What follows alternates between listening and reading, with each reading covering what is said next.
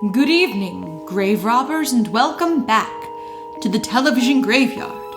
We are your TV necromancers, Lara Prince and Noah Houlihan, and we have come here tonight to examine the spirits of past television shows to find out which ones could be resurrected, should be resurrected, and which ones should just stay doomed. This is a podcast in which we will analyze the history, the hype, and the aftermath of shows that ran only one season or only one episode.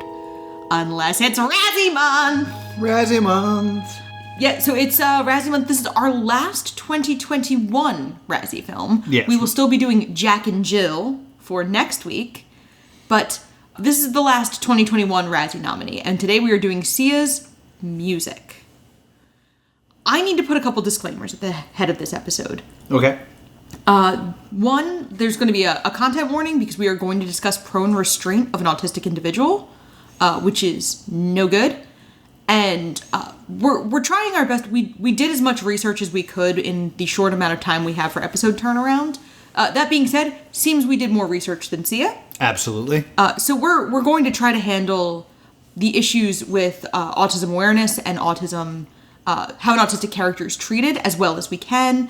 We might be a little clumsy with it, but yeah, please understand that this is a unscripted podcast discussion.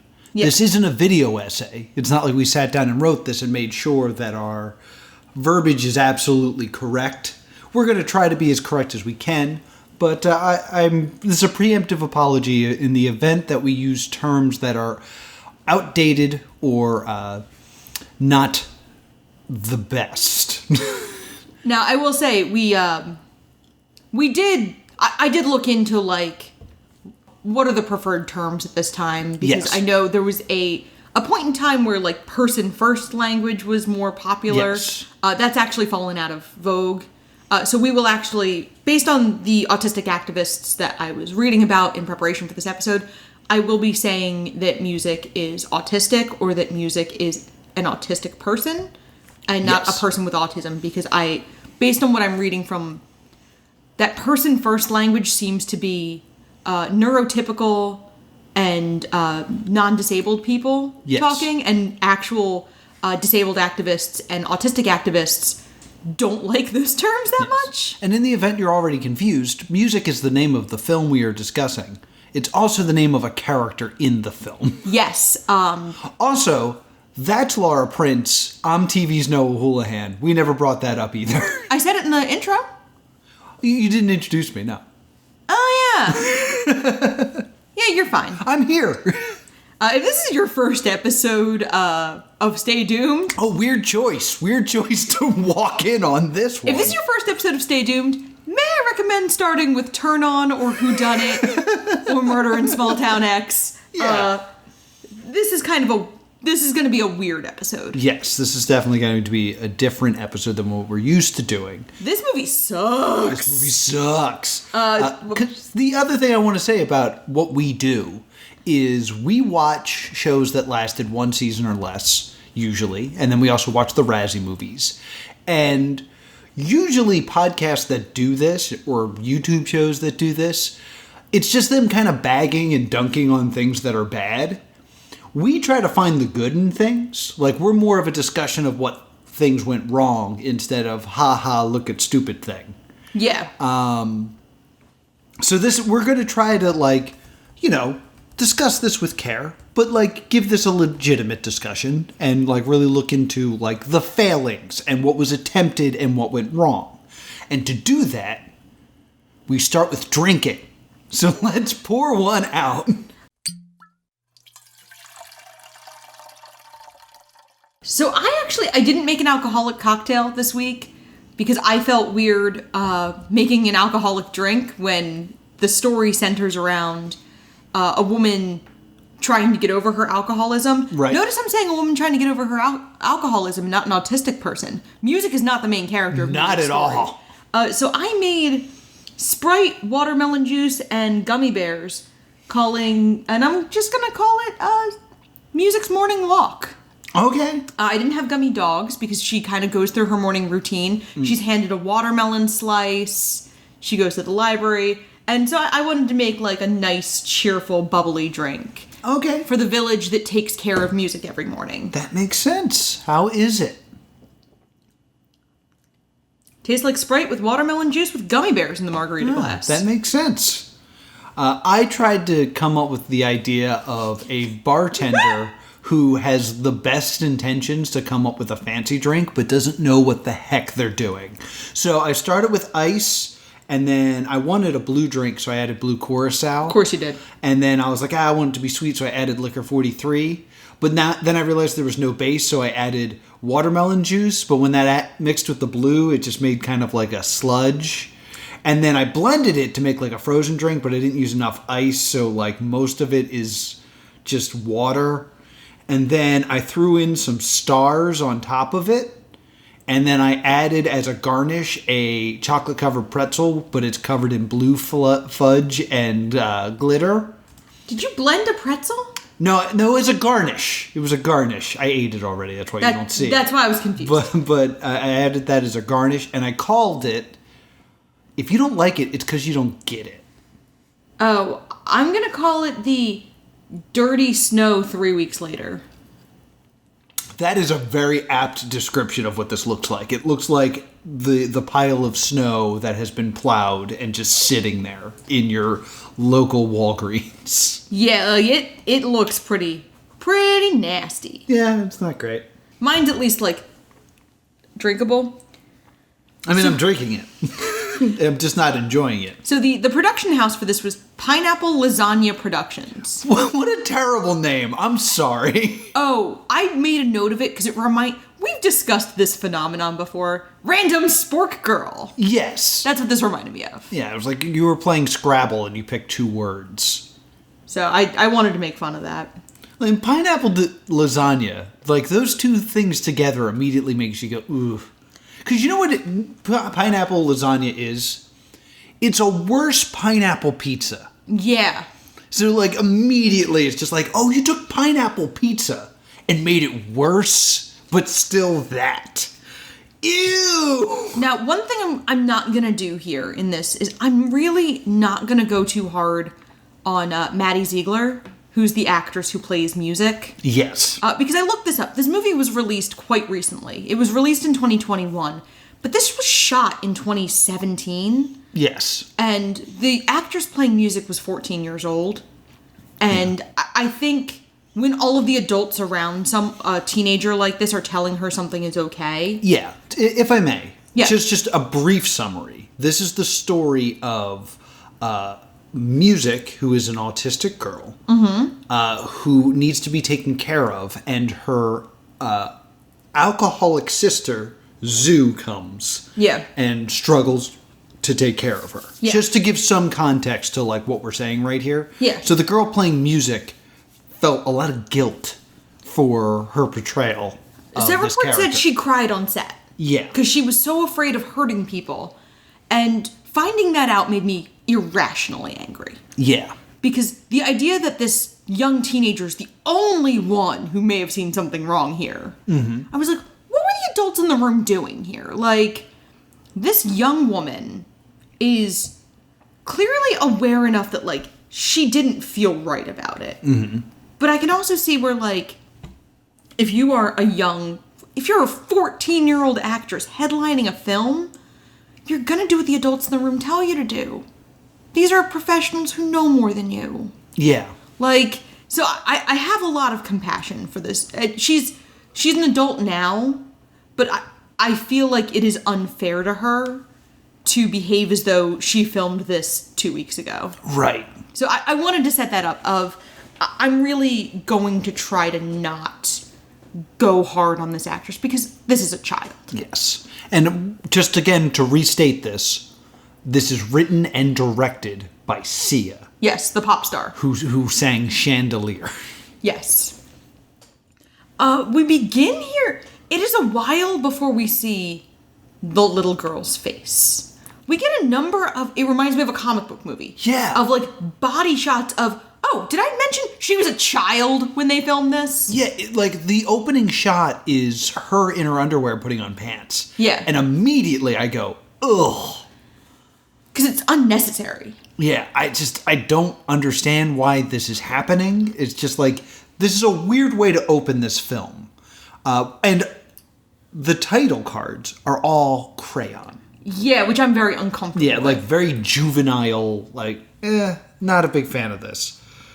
We then snap to the first of many dream sequences? Cutaway musical numbers. They're all in... They could all be filmed, theoretically, in the same room that's just lit differently. Because they're all in essentially a plain... For the exception of one at the end. They're all in, a solid colored room. This one is orange. They're all in a void of some sort. Yeah, they're all in Janet's void from The Good Place. Yeah, but with more color. But it's the bad place. Yeah. And this movie is the bad place.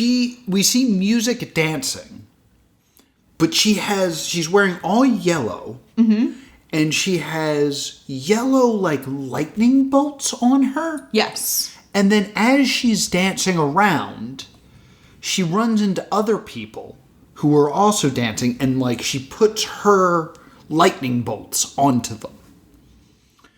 I believe what we're supposed to get... There's a few things I think we're supposed to get out of this. Okay. One, this is music giving her energy and positivity to the people of her community. Okay. Maybe.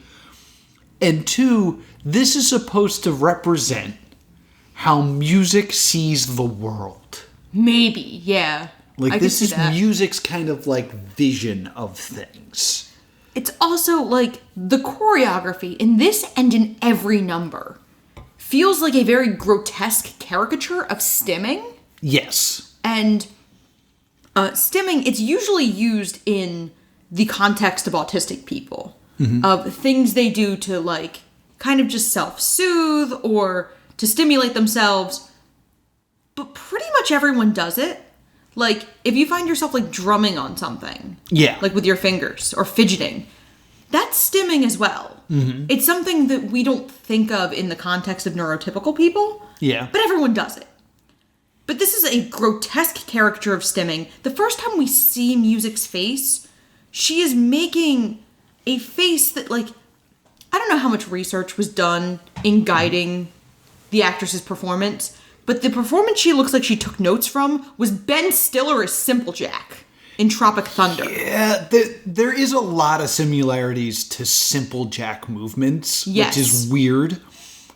I think the intention with this is to try to frame someone stimming and doing the fidgety hand moments, because there's so much finger dancing. Yeah.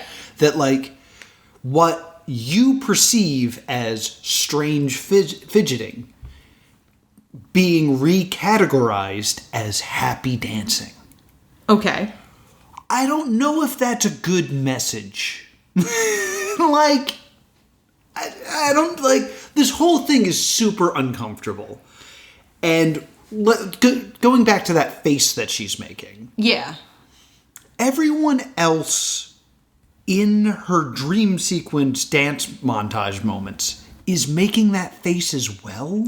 Yes, it's always that the choreography throughout this feels like it is very the choreography throughout the film feels like it is based on what music is doing. Yeah.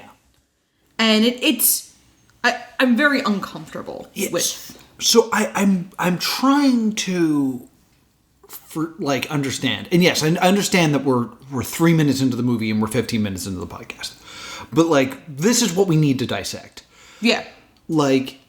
Is the idea that by giving everyone that face in her dream sequences, she no longer feels separated from the world because everyone's like that? Would it have been better for them to all drop that face? But then you're kind of saying, this is normal and this is not. There's also this...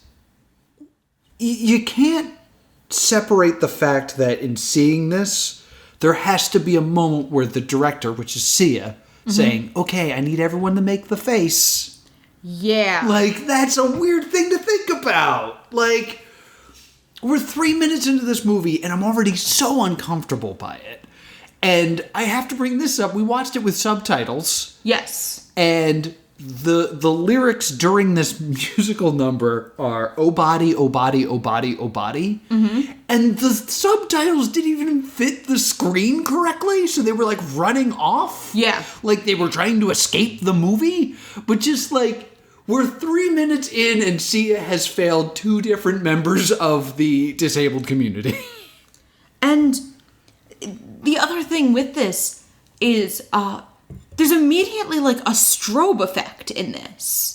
Yes. And I am, to my knowledge, neurotypical, fairly, and it bothered me. Yeah, I mean, strobes bother lots of people.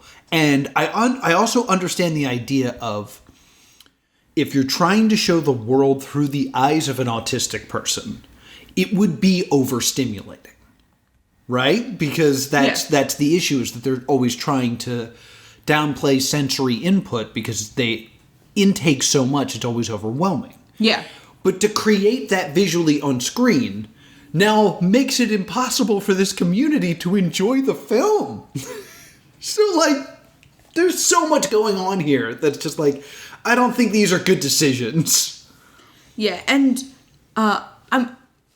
so we get this, and whenever we see music in the real world, she's dressed in white to kind of highlight the difference between this and the dream sequences that are always in bright colors.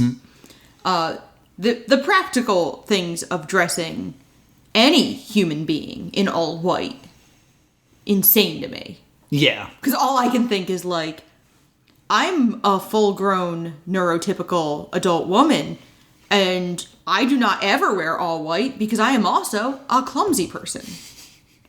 Like, my first thought is, oh my god, how does her grandmother keep all this stuff clean? Right. That was just like a thing I noticed. And then we go back to the real world. Music wakes up humming and puts her headphones on, which is weird because, like, the first shot was her getting dressed, and then we get a shot of her waking up. Yeah, what is happening? I was like, oh my god, are we back in 365 days? Like, this... to me, someone waking up has become the lazy transition to me. Yeah. And noticing it in all of these movies, I went back through the draft of the book I'm writing, and every scene sequence that starts with someone waking up in bed, just chopped it off. My next note, way too many body shots of this child. And then she comes, like, music makes it into the kitchen, and an older woman makes her 2 sunny side up eggs and makes a little ketchup smile. Yes. And then braids her hair. Braids her hair and then gives her fun facts. Yeah, like... She tells her, did you know that hippos sweat red? Which I looked up and is not true. Hippos actually are very susceptible to sunburn because they have very sensitive skin. So they actually secrete a red liquid that is an ointment for their sunburns. It is not actually sweat. Don't tell us we didn't ever teach you anything here on so Stay Tuned. not only is Sia handling information about autism poorly, but also is missing the mark on information about hippos. Yeah, like... but we also see later that her grandmother, this older woman, is her grandmother, Millie. It's easier to say that now. And she's getting these fun facts off, like, popsicle sticks. Yes. Like, she's trying to make conversation. She also says, like, oh, cats don't meow at each other, only humans. No, they meow at kittens. That's the whole thing, is they think they're taking care of us. See, like, little things like this super bother me. And so she braids Music's hair, and then she gives Music her fanny pack, and says she loves her, and turns this girl out into the street. Yes. Like, just lets her out. And I'm immediately like, what are you doing? And then a man who I have written as Leslie Odom Jr., who is Aaron Burr from Hamilton. Yes. Lets Music out of her gated building. Yes. And then she stops at the newsstand, and the man at the newsstand gives Music, like, a number of cutouts of dogs. Yeah, it's like, I found these pictures of dogs, National Geographic. It was a treasure trove this week. So, like, the idea being, you know, this is something he does out of habit for her. she walks by a fruit stand and a woman already has a piece of watermelon on a stick, ready to hand Music. And then Music goes to the library and reads about dogs. And then she kind of like stares at the sky and looks at birds. And that's like, oh, okay, that's her like routine. Yes. And you get the idea of, I thought about In the Heights a lot during this. Of like, oh, the neighborhood, and like the neighborhood is taking care of one of their own. Yeah. All of these people know Music. All of these people, like, it's part of their day. Right. This man reads National Geographic, and every time he sees a dog, he cuts it out for the little girl. Mm-hmm. You know, like, this is something that's part of everyone's routine. Right. Her routine is their routine. Mm-hmm. Meanwhile, we cut back to Music and her grandmother's apartment. And we see her find another fun fact, and then she freezes and, like, clearly doesn't look terribly well. Yes. And then her mouth sags. Yeah, her mouth droops. And she collapses. Yeah. Presumably of a stroke. Yes. And then we see Music arrive home, and the superintendent of the building is there. George. And he goes like, oh, hi, Music. And he lets her in. He goes, I'm going to be up to fix your air conditioner in just a couple minutes. Mm-hmm. Which also establishes it's summer, wherever they are. Which is important for a reason I'll get into. It's important for a couple of reasons. It's summertime. So me and Laura then have a panic attack. Yeah. Because we're like, okay, so there's two outcomes at this point. She's going to walk in, she's going to see her grandmother on the floor, and she's going to freak out. Or she's going to do nothing, and we're both equally as uncomfortable about the scenarios here. Yeah. Luckily, we don't sit in this moment very long, because Music comes in, sits down, sees her grandmother, and kind of whimpers. Mm-hmm. And then George walks in, and I remember just being like, oh, get us out of this moment, please. Yeah, because there was no good outcome here. Mm-hmm. And the super kind of tries to, like, he tries to not look afraid or upset in front of Music. Yes. Like, George is a great character. George is an amazing character. He's like, he calls 911. You hear him try not to say the word dead. Yeah. He goes like, oh, I found my neighbor collapsed. She's not breathing. I can't find a pulse. And then, the whole time turning back to Music going, it's going to be okay. Yeah. Oh, but it's so not. But, we establish that the village here is kind to Millie and to Music. Millie is the name of the woman, Music's grandmother, and the village is, they're part of the family. Right. You know, this is, kind of reminded me of, there's a weird poll, Hey Arnold's grandparents' boarding house. Where, I totally felt like Hey Arnold a lot through this. They all know each other, and they're kind of a family. Mm-hmm. And Leslie Odom Jr.'s character salutes as the paramedics take Millie's body away. Yes. So we establish him as being, honoring Millie. There's a minute dream sequence here. Yes. Where, the lighting changes and, Millie sits up and, reaches. Yeah. But, it's momentary. It's quick and it's confusing. Yeah, there's not enough happening to establish what this was even supposed to mean. Yeah. Oof. And then we cut to a woman snoring during an AA meeting. Yes. This is Kate Hudson. This is our protagonist. This is Zoo. I'm using the term protagonist very loosely here. Yeah. If you gave me the option of spending 1 week in a room with Zoo or with Lucy Hale's character from anything she's been in, I'd pick Lucy Hale's character. What if you had to be in a room with all of Lucy Hale's characters? They're going to form a tight-knit group and lock you out of it. We haven't watched Katie Keene yet. How bad is she in Katie Keene? Yeah, we don't know. Oh, no. But yeah, this is one of the worst people I've ever experienced through media. So she sees the phone, she's kind of arguing with the woman who's running the meeting after she wakes up. Yeah. Because the woman who's running the meeting has a 90-day sober coin. Yes.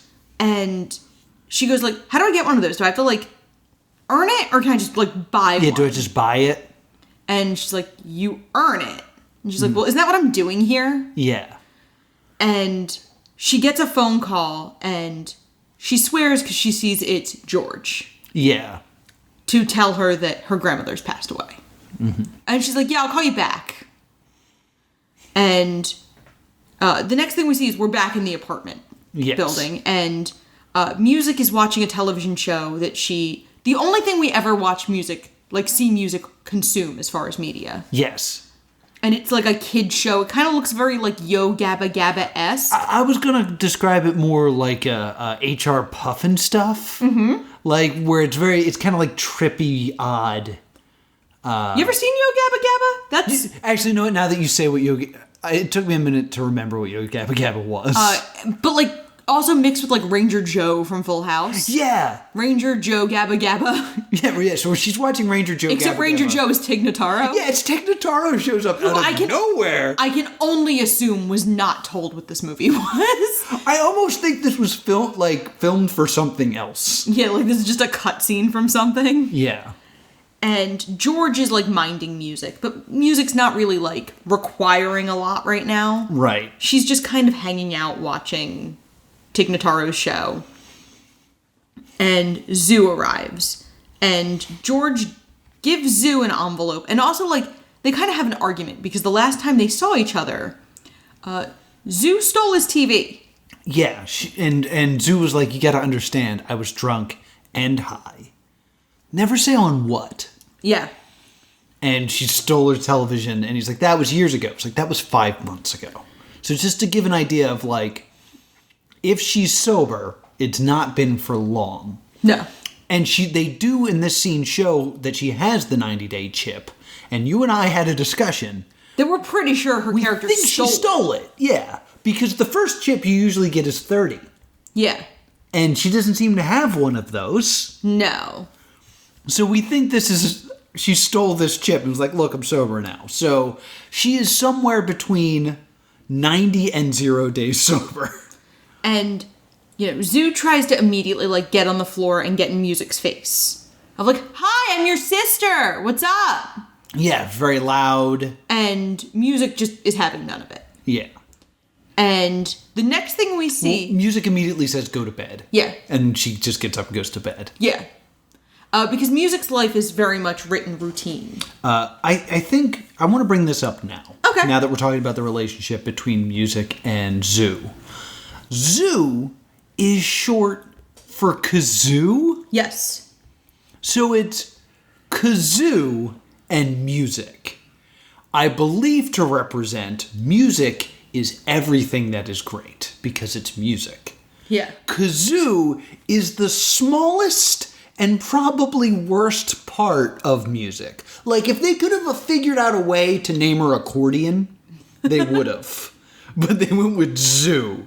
And I was like, man, this is ham-handed. And I kind of hate their parents. Like, Music, I think, is a great name. Yeah. Kazoo? Yeah, and like, ugh. Music is kind of one of those names of like, okay, your hippie mom named your kid Music. Yeah, normal. Kazoo? Kazoo's really bad. It was like, this is their brother Bagpipe. And they're half-sisters. They have different fathers. I didn't catch that. Yeah, they're half-sisters. And, because I have Music and Kazoo. Dear God, these parents. But the next thing we see is Zoo in Millie's bedroom on the phone with mental health services, asking if they do pickup. Los Angeles County Department of Mental Health. Listen, do you guys do pickup? Like if I got a kid that needs to be picked up, or do I have to come in and drop her off? Pickup? You mean like a laundry service? No, we don't do pickup. Like, the woman on the other end of the line is incredulous. Yeah. What are you asking here for? Yeah, do you really just want to dump this person, this human being, off with us? And it's not even like the burden is too much and you're not able to take care of her. It's Zoo, about an hour has elapsed. She's been in the house for like an hour, and she's already on the phone with mental health services being like, can you just like, come get this? Thanks. And so she opens the envelope George gives her. And there's a letter. Yes. Dear Kazoo, there is no money. Yeah, what a way to start. Well, to me, I'm like, oh, this shows that Millie, like, knew that Kazoo was only going to show up to see if there was an inheritance. But Millie then pleads with Kazoo to, like, take care of Music, saying she's a magical little girl. Yes. Couple problems here. Go ahead. We've established Kazoo is at the maximum, even if she never had another drink after the night she stole the TV, which let's just say that. Yeah.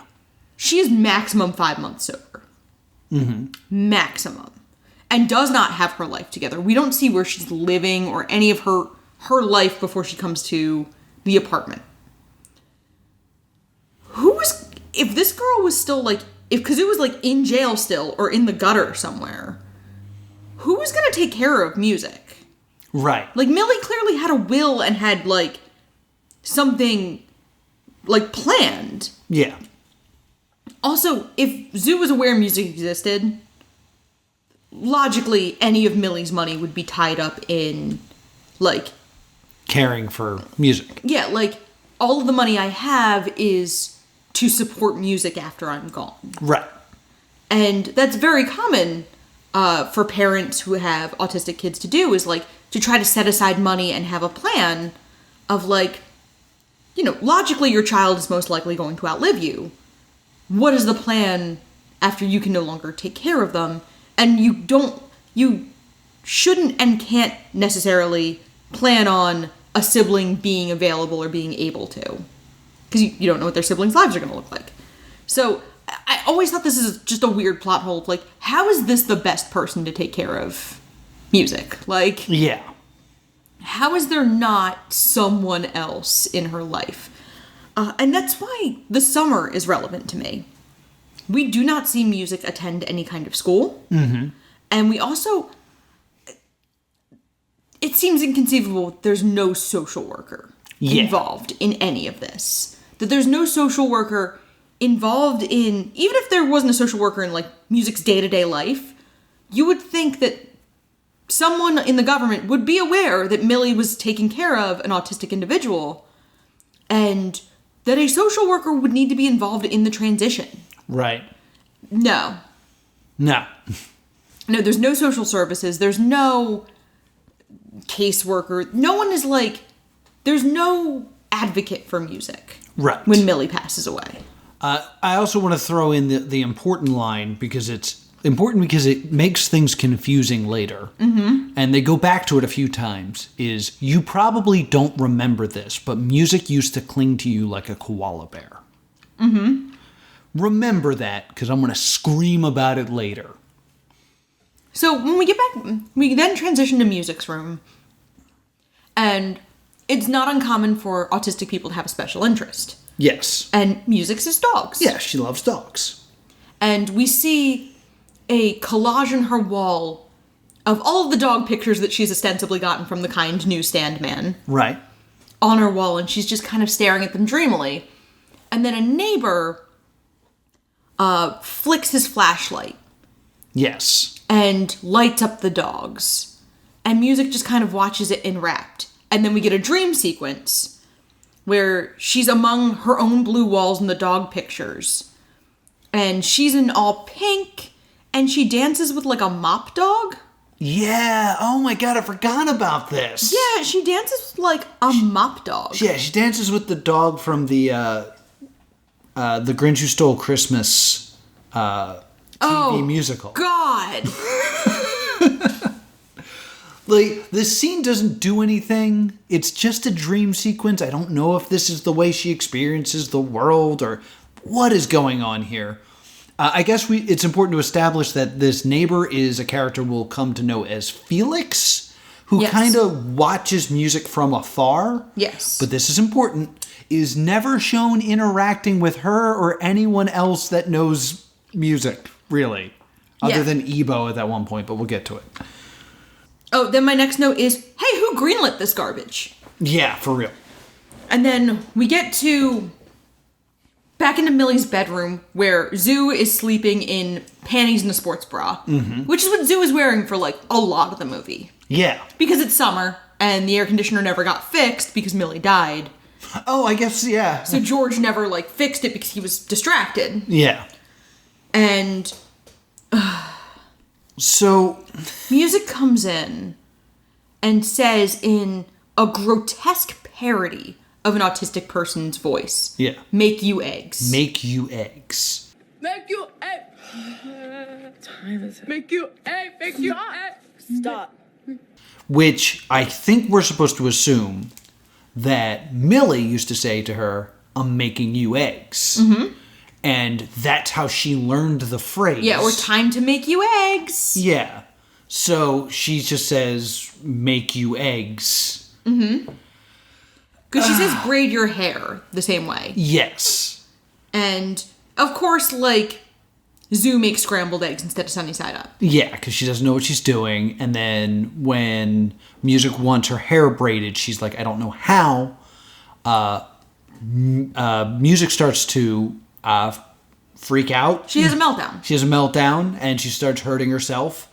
And this brings Ebo in. Ebo. Is it Ebo? Yes. I think I want it to be oboe, because I want it to be a musical instrument. So I keep mentally doing that. Yeah, I made a note about the pronunciation to make sure I had it right. It's Ebo. Okay. And that's Leslie Odom Jr.'s character. Yes. And he then does... We now have to address Yeah, this. let's definitely address this, because like we had very different reactions to this. He comes in and he says like, I am crushing you with my love. Yes. And lays on top of her. Music. It's your friend Ebo. You know me. And trust me, I'm going to crush you now and make you feel safe. You're not hurting her, are you? No, I'm not. I am crushing her with my love. Mm-hmm. And I remember from when I was taking my handicapped in the classroom class when I was becoming a teacher, that it's common for autistic people to like the feeling of pressure. Yeah. And I was like, oh, they're just doing that. You then found out a lot of different information.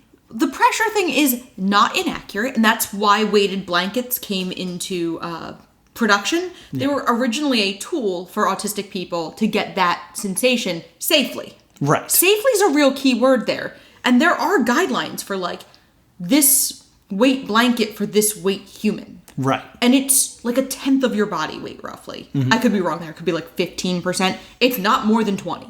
Right. So, like, you know, I would get like a 15-pound blanket.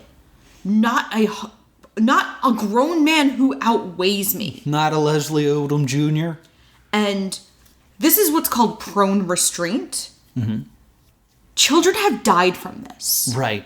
Because they are crushed, they are suffocated, they could panic and choke on their saliva. Mm-hmm. This is a horrible practice. Yes. And this is not even the only time we see it. Yeah, this is being presented to us as like the best practice when music is upset. Yeah, and it's very bad. Like, yeah.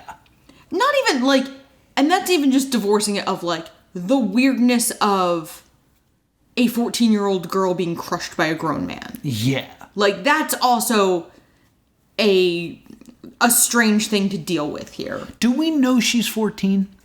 I'm saying 14 because the actress was 14. Okay. So that I'm assuming she is around the same age as the character. Okay. But that's me assuming. She is never explicitly given an age. Yes. So Freak out about that later.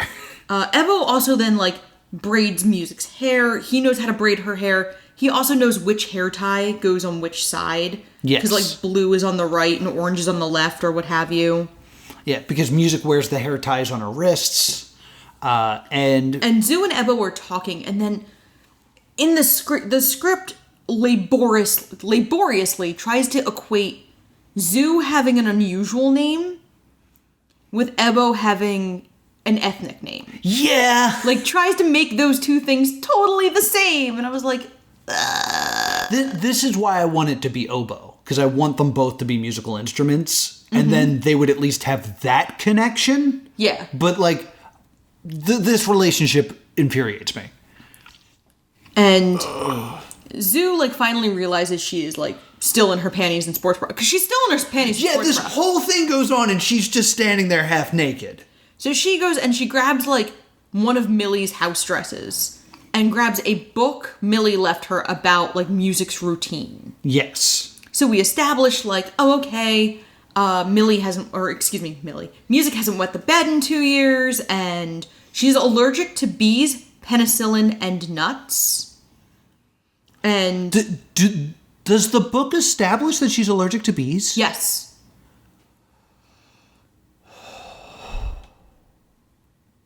Okay. And also... I hate when I learn new upsetting information during the podcast. As a matter of fact, I feel like this exact thing has happened before. Probably. I feel like we had a podcast where we were deliberately arguing about someone being allergic to bees in a previous episode. If someone remembers what that was, please tweet that at me. This is going to be a weird moment where I just go with my Google Drive and search bees. Bees? Bees. Okay, it might have been in an older episode before I started using this drive. So we also, like, established what her walk in the morning looks like, and Ebo offers to accompany Zoo to kind of shadow music for her morning walk, to see, like, what her routine looks like. Yes. And, you know, music kind of has a dream sequence, which I don't have any notes about. I don't remember this dream sequence at all. I just say music dream sequence. I don't have what... It was not a memorable one. They all just blend together. And there's also the element of, like, I'm trying to take notes, and sometimes these dream sequences are very quick. Right. So music hasn't wet the bed in 2 years, and Zoo's like, I haven't wet the bed in 4 months. Which means she's, like, maximum 4 months sober, I guess, because... Oh, yeah, there's some information for us. Because usually if a healthy adult wets the bed, it's because they are impaired beyond comprehension. Right. And Zoo talks about, like, oh, my plan is to, like, oh, I'm going to move to Costa Rica and teach yoga. And Ebo was like, oh, I teach boxing to children. Right. And so they're kind of, like, talking about, you know, what they are. And then Zoo is kind of like, do you want to go out for dinner? Like, I don't have my wallet, so you'd have to pay, but I'll get you next time. Yeah. Like, she's such a scumbag. And then Zoo says, like, it's okay, I'm gonna call the People Pound. I can't right now, but maybe later I can stop by and help out with music. Oh. I was actually planning on sending her to the People Pound later, but guess I'll keep her a little longer. Yeah, I'm gonna drop her off at the People Pound later. Oh, like... Ebo, who we've established as, like, a patient, kind, happy man, just glares at her. Yeah. Like, that's the line for Ebo, apparently. Well, because she also says at one point, are you the most smiley man on the planet, or are you high? And Ebo has to be like, I don't do drugs. Like, everything she says is just, like, makes your skin crawl. Yes. But that line to me, as soon as she said, I'm going to drop her off at the People Pound, I was like, you're irredeemable. I don't care if you cure cancer by the end of this film. You're despicable. And I've been reading a review to kind of, like, inform, there's a, it's 3 autistic writers who their website is called The Autistic Cats. Yes. And I've been looking to them for guidance on a lot of things because they're looking at things with a little more insight than I am. Right. So they were deeply upset by the term People Pound. I believe the writer of this review is female, but she was deeply upset by the term People Pound. Like... Yes, Eden. I would have walked out of the theater on that line. I think I would have gotten in trouble.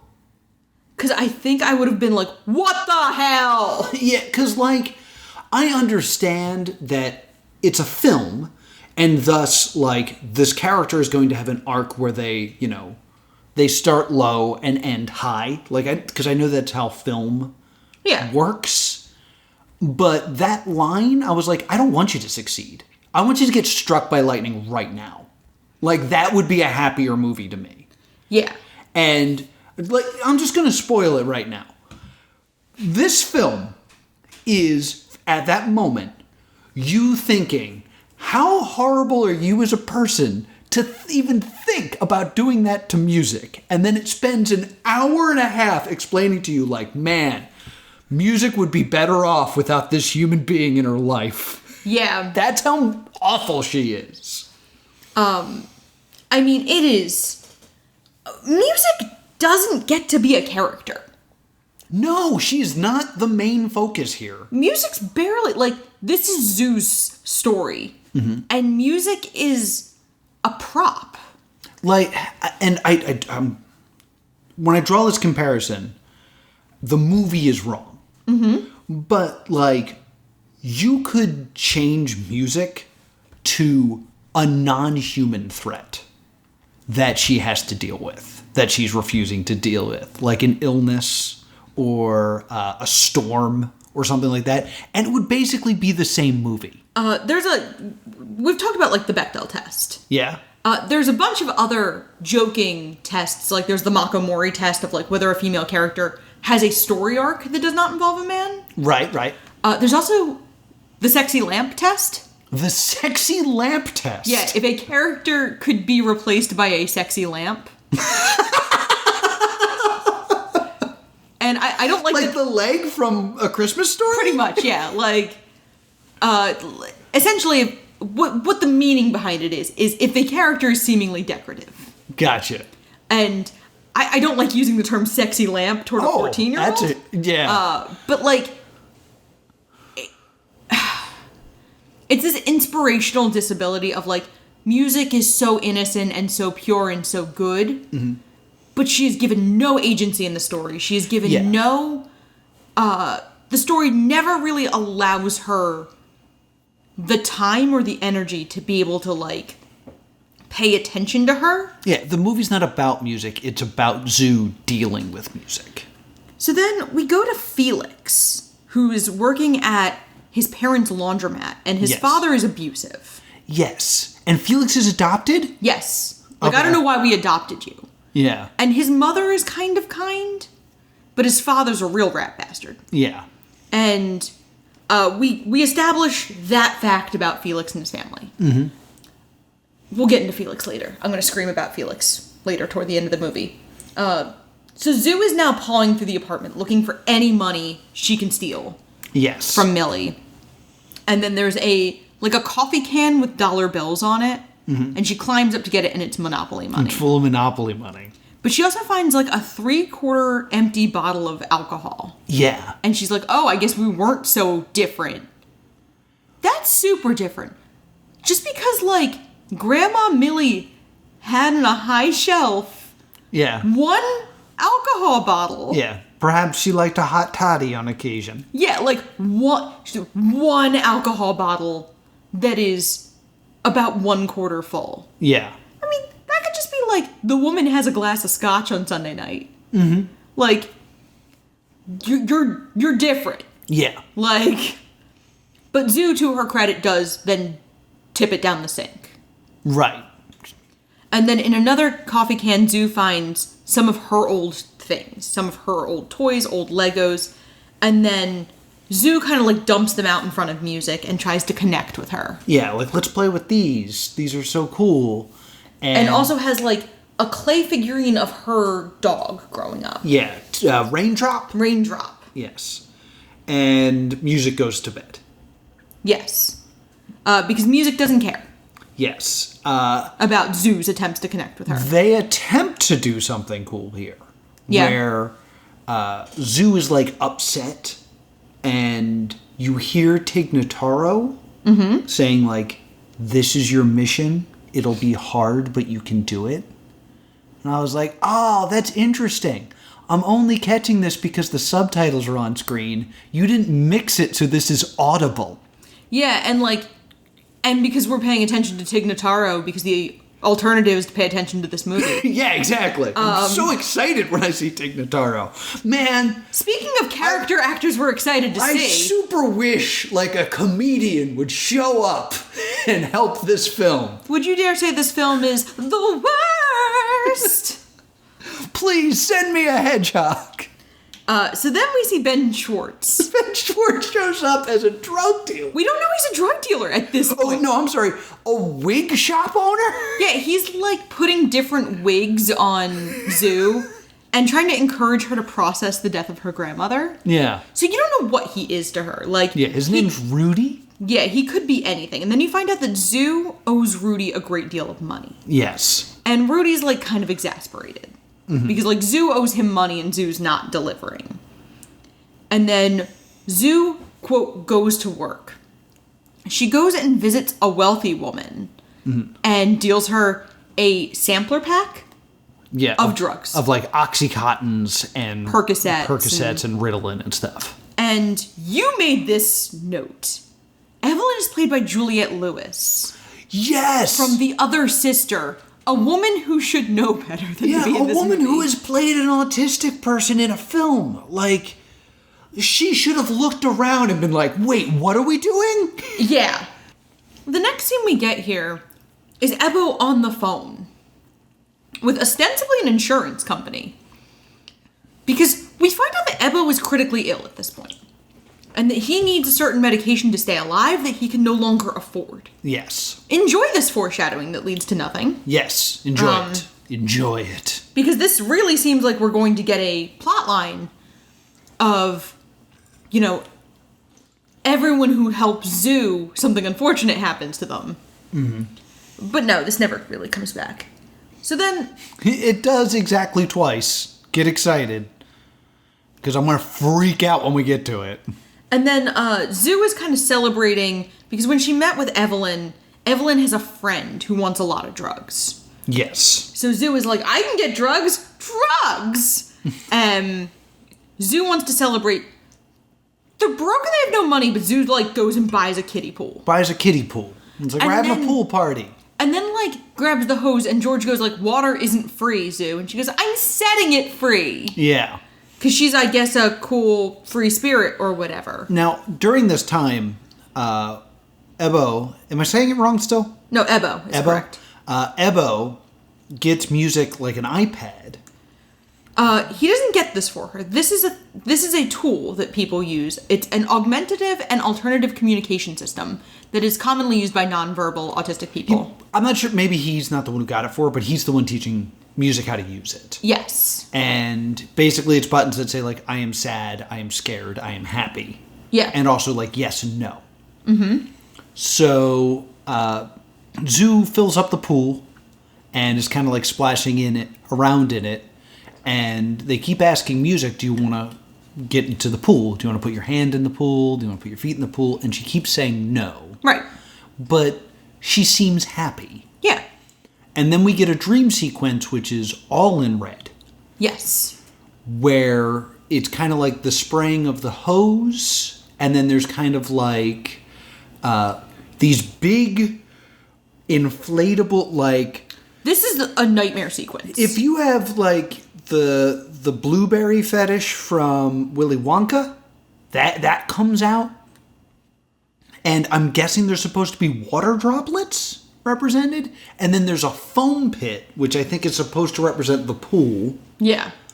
And this is what I'm assuming, and like, I hope this is what they're saying with this scene, is despite the fact that to an onlooker, it looks like music doesn't want to be there, because music keeps saying, no, I don't want to do this. Mm-hmm. She's actually happy in that moment. She just doesn't want to go in the pool. She's happy that Zoo is there in the pool. She's happy to be by the pool. She just doesn't want to touch the water, but she's still happy. Yeah. Which is kind of a nice message. This is not the way to say it. The way to say it is definitely not to have all these people making that face dancing around confusingly and overstimulatingly. And they're all in, like, leotards with, I shit you not, the nipples cut out like it's goddamn Mean Girls. Yes, and the crotch. Yes. I was like, why is this moment so sexualized? A lot of the stuff related to this is weirdly sexualized. Like, it's so confusing, and like... And this is something that, like, is a Sia thing. Because the young actress, Maddie Ziegler, she's very commonly seen in, like, a flesh-toned leotard. Yes. And the Sia wig. Yes. And I've always been a little uncomfortable with that, because I'm always like, why are we trying to make this child look as naked as possible? Yeah, like, when I say this is my interpretation of this, it is less of me taking the information and processing it into what the intention of the artist. It's me seeing what's on screen and being like, okay, how can I justify this? Because if I don't, I'm going to freak out. Yeah. Like, there's got to be some sort of good intent here. Maybe it's this. Let's all believe it's this, so we don't lose our minds. Yeah, like, I'm just kind of saying, like, this doesn't feel like it's a hallmark of the movie or of music. This just feels like it's, like, Sia's appeal. Yeah. Like, this is something Sia finds appealing. And I think with this sequence... Now, I'm going to save this for another sequence. And then, like, Ebo and Zoo are also in this sequence with her. Yes. And just showing his talent, because man, he's awesome at dancing. Yeah, and like Zoo now he doesn't do it in this musical number, but Zoo does like her facial expressions. Yes. Like it's extremely uncomfortable. Now, something the Autistic Cats review brought up that I didn't really catch, the book that we see Music reading every day is not like a picture book. It is a big, like, library tome without a lot of pictures. So she's clearly reading. Yes. At a reasonable level. Mm-hmm. Like, this isn't like Pat the Bunny. Right, right. And the only things we hear her communication device say are like, yes, no, I am happy, I am sad, I am scared. Mm-hmm. I feel like there are more complex ones for nonverbal autistic people. Yes. Who have a command of language at the extent that music seems to. Because I remember watching the Oprah Winfrey Show, and there was this story about, I don't remember exactly what the condition was, but a disabled person who was nonverbal and could not walk, but his father would run like marathons with him, and they would like put him in this like carriage, and they would run together, and that was kind of their thing. And they were like, when we come back, we're going to hear him speak. And I was like, what do you mean? And they're like, so we asked him a question, and it takes a while for him to respond because he's using this computer program where he uses his eyes to spell things. Yeah. So we asked him about his relationship with his father, and this is what they had to say. And then they like hit a button, and then this voice plays of like, the time with my father in these races is the most important thing to me. To steal a line, he truly is the wind beneath my wings. And like, I remember, because I saw this very young, being like, oh my God, like, he quoted something. Like that's a level of awareness and like knowledge that like he has so much inside of him that he can't communicate here.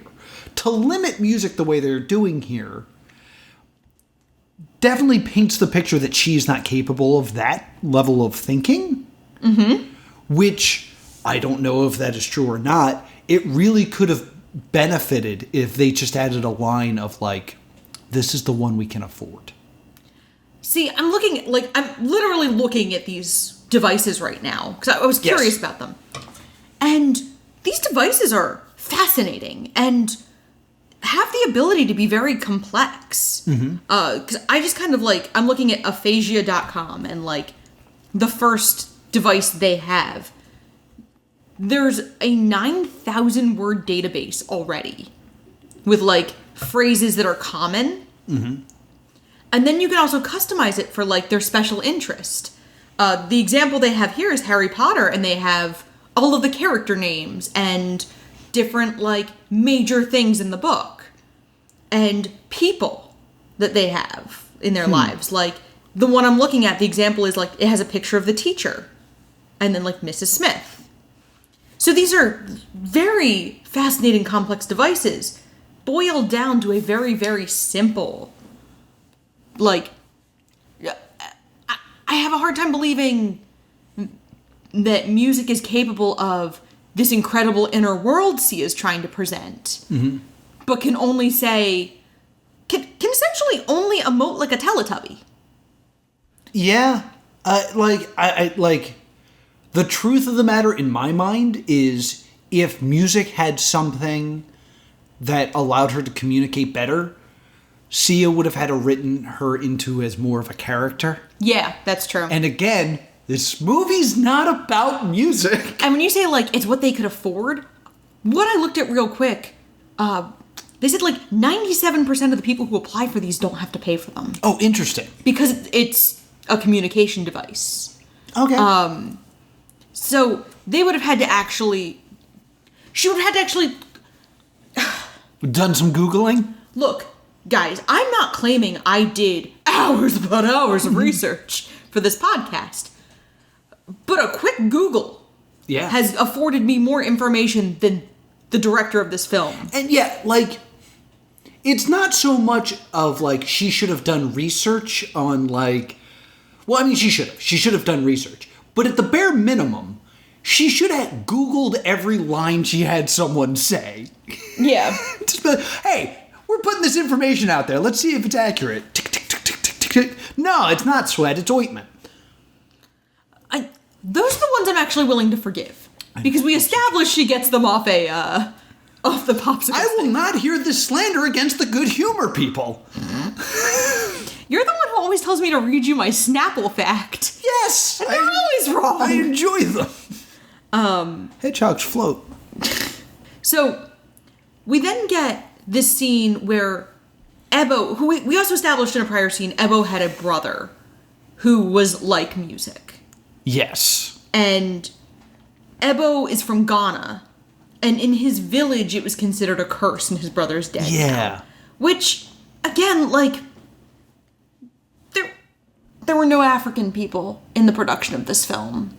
So this is a white lady saying this is what this black man's experience was. Yeah! Like, yikes. Yeah. Effing yikes. And we established that other members of Ebo's family are in New York. So it's not like everyone else in his family is still in Ghana and he has moved here. Yeah. So, but Ebo then, like, is explaining how music processes things to Zoo and says, like, she understands everything you say. Yes. She listens to the headphones because it's auditory filtering. Yes. Because she has incredible hearing. Yeah. The two big ones that they really want you to remember is she can hear whispers 2 rooms away. Mm-hmm. And when she looks at you and looks away, she is taking a snapshot. Because to look at you longer would be overwhelming. But she wants to remember it. Yeah, like... And this is very much... They didn't feel like making the autistic character an actual character. So her experience is filtered through another character. Yeah, she's boiled down to her symptoms. And we get, like, a little dance of, like, we see we see dry leaves. Yes. Which to me implies, like, is it fall? Right. When is this film? Because we thought it was summer the whole time, but all of a sudden there's these dry leaves. And I was like, theoretically, a character like Music would be attending school. Yeah. Like, she would be attending some kind of program. Yeah. That is meant for her needs. I can't see her grandmother being like, no, she's just going to stay home with me for the rest of her life. Yeah. Like, that doesn't seem like... Popsicle sticks are her school. Yeah, like, that doesn't seem accurate to what those characters would be doing. And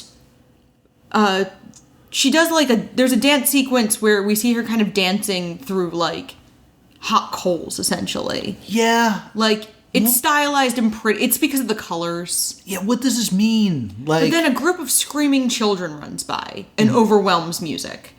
And she has a meltdown. Yes. Because she's overstimulated. And Zoo, like, looks at Ebo and goes, like, do the thing again. You know, do the thing that's killed children before. Yeah. And he goes, Oh, God. Music. Do that thing. I'm not climbing on top of a small screaming white girl in the middle of this park. It's your turn. My turn. You can do this. I'll talk you through it. poor music is face down in the dirt. Yeah, she gets tackled by Zoo, who holds her down face first into the dirt and is kind of like whispering like, it's your sister, you're safe. But like, she is face down in the dirt, which is like not great. Yeah. And like everybody's kind of watching on. This scene makes me sad. Yeah. This scene actually was supposed to result in a disclaimer being run before the film. Really? Yeah, Sia claimed she was going to run like a warning card before the film of like, this film shows prone restraint, which is not a good way to do things. Did you notice one? No, I sure didn't see one. Also, these scenes were supposed to be cut in response to the backlash. Yeah. They weren't. Yeah, I think you lose a lot of the movie if you do. Because, like, it's the only thing that Ebo teaches Zoo that Zoo then does. Yes. So, like, it's kind of an important character moment for Zoo. But, like, this movie, we haven't gotten into half the stuff that doesn't make sense. That's coming up, I believe, right after this. Well, the next scene we get is Ebo was just hanging out with Zoo and Music in their apartment. And Ebo goes like, you're really close in age. And Zoo's like, excuse me? I'm twice her age. And Ebo goes, emotionally, you're like the same age. You're both 9. Which we've never established that we don't know enough about Music. Right. To know, like, what her capacities are. And, like, this is where I want to point this out. The letter said, you probably don't remember this, but she used to cling to you like a koala bear. For that to be true, there would have to be a time where that Music was around and Zoo was so young, it's a time that she doesn't have memories from. Yeah. So there's no way she's twice her age. Or the koala thing's a lie. And, like, well, there's a third option. There's that Zoo was so, like, drunk or high around this child that she doesn't remember it. That's probably true, too. Because, like, Kate Hudson... Why not? Kate Hudson was in her late 30s when this was made.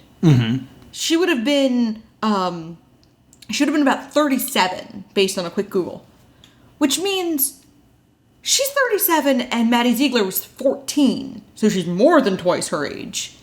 And we're never given exactly how old Music is supposed to be.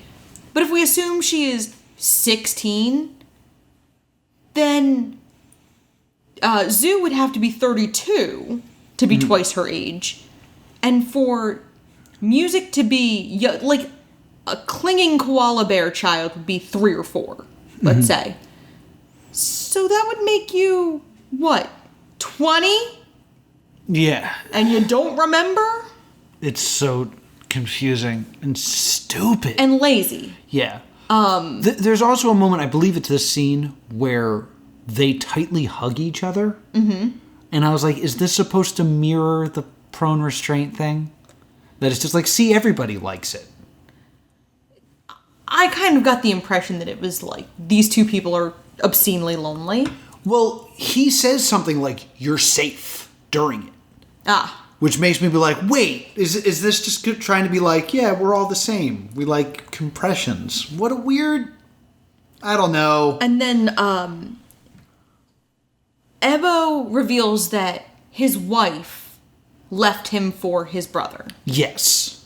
And Zoo reveals that her attempt to steal George's TV began as a suicide attempt. Yes. Like she was going to jump off the building. And Zoo, when Ebo hugs her, slips into his pocket the little clay figurine of Raindrop. Yes. And then we get this purple dream sequence of, I need your love tonight. And everyone's there. We're like, Music and Ebo. I'm not sure what's happening, but I have Aaron Burr know why. Is this where they're considering spending the night together? Yeah, I think this is This would then be the one where he's running on a treadmill in giant No, pants. that's the next one. That's the next one. This is the I'm Insecure one. Oh. These lyrics, my God. Oh, so this isn't a dream sequence. This is actually just a musical montage. Yeah. Find your nearest 12-year-old and ask to look at their poetry. Yes. After they try to kill you for it, it's this. It's, I am insecure, maybe love is the cure, I don't know, I'm not sure. Yes. Something pure. Yes. Drink some Pediasure. Yeah, like, I have a rhyming dictionary and I am 12. Yes. The music in this is god-awful. Yeah, it's real bad and unmemorable. Yeah, like, it's... Because it's all in these overwhelming visual sequences, so the music never stands out. Mm-hmm. Because you're too busy trying to process what the hell is happening on screen. Yes. I mean, I love shitting on cats. Yes. I do. I love it. The film, not the creature. Yeah, this is not that kind of video. But I love making fun of Cats 2019, directed by Tom Hooper. Cats didn't hurt anybody. Like, Cats is a dumb movie. Mm-hmm. But you know what? Cats didn't harm whole communities. Yeah, this film hurt everyone who saw it. Like, yes. If there's a person out there that saw this and was like, I thought it was good, they learned something incorrect about the autistic community. Yeah. And that's horrible. So then we get, like, Zoo at the pawn shop. Like, talking to the guy who runs the pawn shop, with whom she's friendly. Like, she's trying to pawn something of Millie's. Yes. And we also then see Felix and Ebo. We get another Felix scene. Felix is one of Ebo's boxing students, but we see Felix kind of, like, look at a dance class across the street longingly. Mm-hmm. And Ebo is like, you know, sometimes we have to be places we don't want to be. Yeah, he starts calling him Picasso. Yeah, you're an artist. Because he's an artist. And we find out Felix's dad pushed him into boxing. Mm-hmm. Because Felix is big. Yeah. And we find out, we also get in this montage-ish thing, some, like, Zoo and Music actually starting to kind of bond. Yeah. In this montage, very quickly in a throwaway scene. Mm-hmm. Like, we don't get a lot of them bonding. And Ebo then tells Zoo he's planning to attend his brother's wedding to his ex-wife. And Zoo is like, Music and I'll come with you as your plus ones. Yeah. And Ebo is like, yeah, I'm cool with that. And then Zoo comes on to Ebo. And we don't really understand why Ebo would really be attracted to Zoo. No. Like, Ebo is a very kind, selfless, generous individual. And it makes perfect sense why someone would be attracted to him. Yeah, but like... He's also Leslie Odom Jr., so, like, Yeah, it makes a lot of sense that someone is attracted to him. But, like, I don't think there's a moment where Zoo makes him laugh. There's not a moment where, like, Zoo does anything for him or for Music that negates the people pound remark. Mm-hmm. And this is when we get the musical number for Ebo. Yes. Where he's in giant pants. He's in giant pants and he's running on a treadmill and he's, like, screaming. And, like, Music kind of sees him through the crack in the door in the bathroom while he's, like, putting water on his face. Yeah. What is it, like...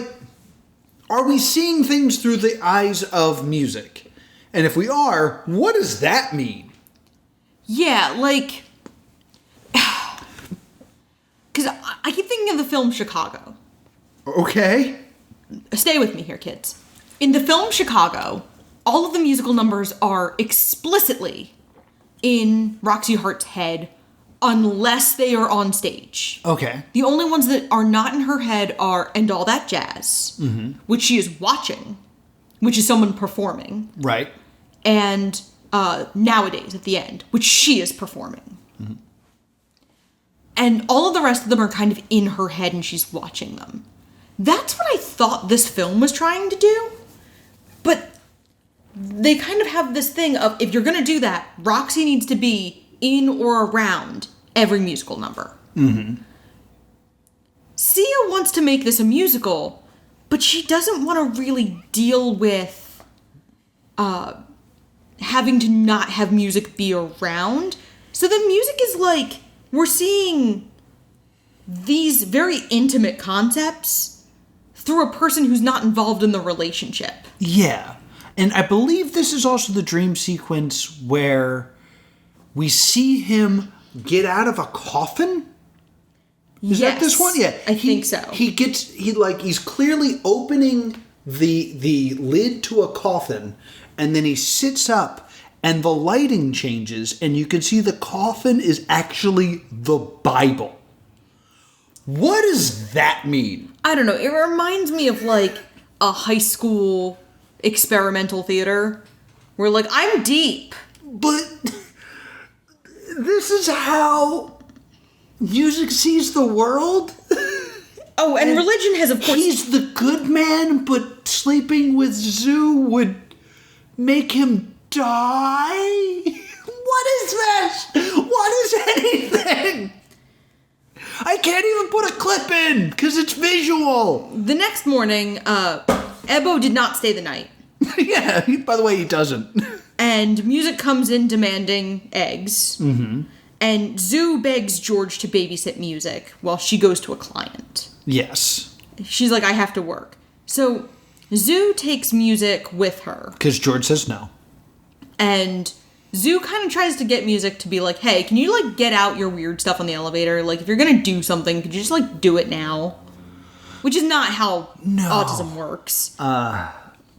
They get up to this like floor and there's like a bunch of costumes and music starts to like walk over and touch stuff. Yeah. Which causes Zoo to go, music, music, music, and causes me to go, cigarette. Potato. Listen to 365 Days if you want that joke. And then... Ugh.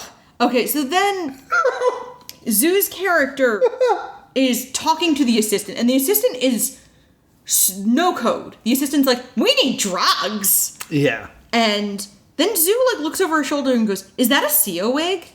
Is Sia here? Sia here? And yes, Sia is here. She has like a face mask on because Sia has that thing where like she doesn't like her face seen. Yes. And Sia then goes, drug dealer, is that you? Yes, drug dealer. Come here. And Sia's plan is there was an earthquake in Haiti, mm-hmm. and they're going to buy a buttload of pain meds and send them to Haiti. We're doing charity now. That's right. You know what we're going to do with the drugs we buy from you? We're going to send them to Haiti because there's been an earthquake. Oh, yeah. Yeah, all these buildings fell down and children's bones were dislocated. And that's really sad. Yeah, now they're trying to put them back together and they've only got Tylenol. There's all this red tape, even the Red Cross can't get in. And that's where you come in. We're going to buy a shitload of pain meds and put them on my private plane. On her private jet. And she's calling it Pop Stars Without Borders. Yes.